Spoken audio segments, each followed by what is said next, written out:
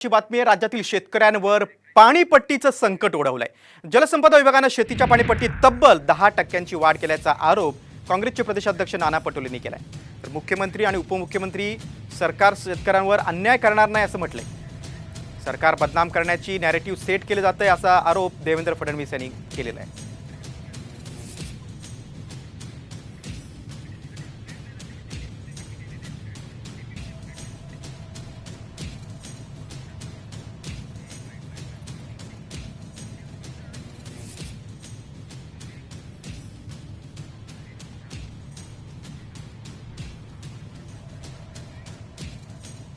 यांनी नुसतं नागरिकांच्या पाणीपट्टीमध्ये वाढ केली असं नाही, यांनी बागायतदार शेतकऱ्यांसाठी पुन्हा त्यांच्या पाण्याचा रेट त्यांनी 10% वाढवला आणि कोरडवाहू शेतकरी जो आहे त्याला 7% त्यांचं पाणीपट्टी कर वाढवलेला आहे। हे सरकार शेतकऱ्यांचं आहे, त्यामुळे शेतकऱ्यांसाठी अनेक योजना आम्ही सुरू केलेल्या आहेत आणि या विषयावर देखील शेतकऱ्यांच्या पाठीशी सरकार आहे।